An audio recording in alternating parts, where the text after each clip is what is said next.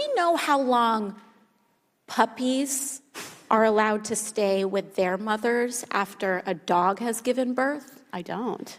8 weeks. Wow. So the market has decided that women and people who give birth deserve less time with their children than a dog. Of all the panelists today. Thank you, Madam Chair. I yield back. The chair recognizes Congresswoman Ocasio-Cortez. Thank you, Madam Chair, and once again, congratulations on this phenomenal hearing on such an important topic. I have to disclose that I have a stake in this fight. When I was first starting my office here, I decided to offer 12 weeks of paid family leave.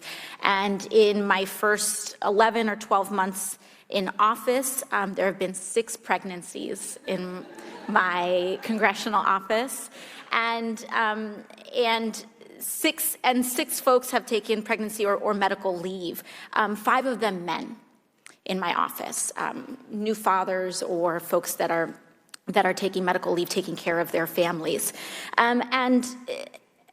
this has been a very important dynamic. Many of the men in our office have testified how after the birth of their children or in supporting their partners, how critical it has been to be there for in each of these cases, the women in their lives. I would like to submit to the congressional record 2 testimonies from my staffers, Marcus Bettinger and Ariel Ekblad, on the impact of paid family leave in our office. But out of these testimonies, 2 important statements stood out. From my staffer, Marcus, he said, "As I write this today, I am currently home with my oldest son, while my partner visits family in Ohio with our youngest son. This might seem an inconsequential detail, but if I was not able to take this time off from work and be fully paid, my partner would not have been able to travel." And from my chief of staff, when asked about does giving dads less paid parental leave than moms contributes to the pay gap, when asked about that, she said, "My thought is this. There is this often explicit but sometimes tacit assumption that child rearing is the job of the mother. But child rearing is the job of the humans that have collectively decided to have that child."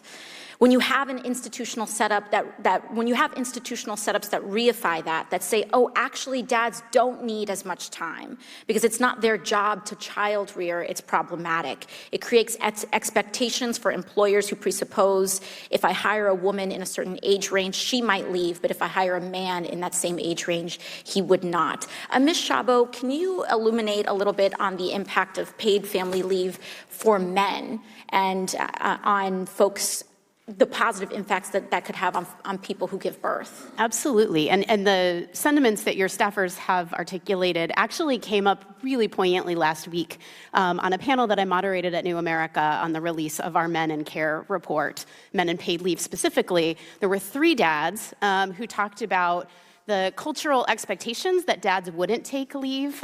They were able to negotiate, to cobble together. One of them had a wife who had a horrible labor and a baby that was in the NICU, and he was back to work within a week. Unknowing, sort of talked about how even in the childbirth classes and Lamaze and all of the other things he did, there was never a discussion from the hospital system or from his employer or from any of the other men in his life about the importance of men taking leave.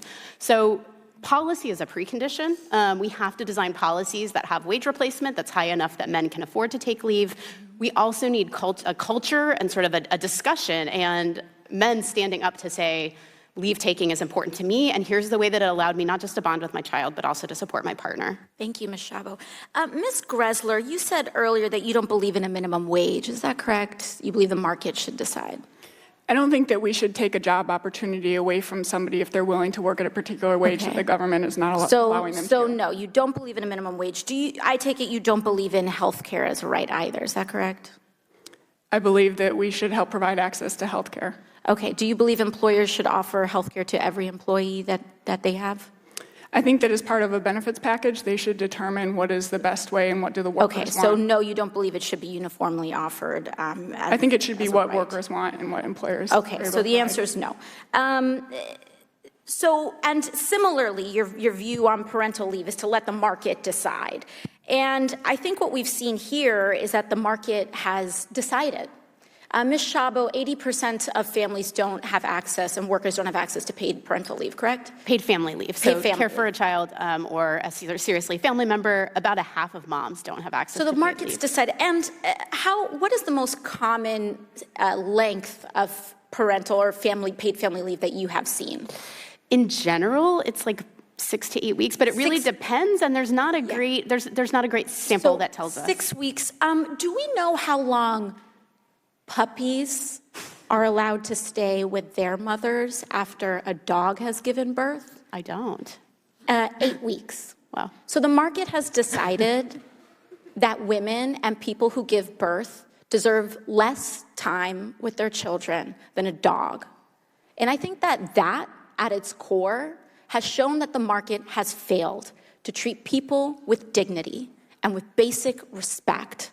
And so when that happens, I think it's our job as the public to redefine the rules of society and to treat people who give birth with the dignity that they deserve. Thank you very much.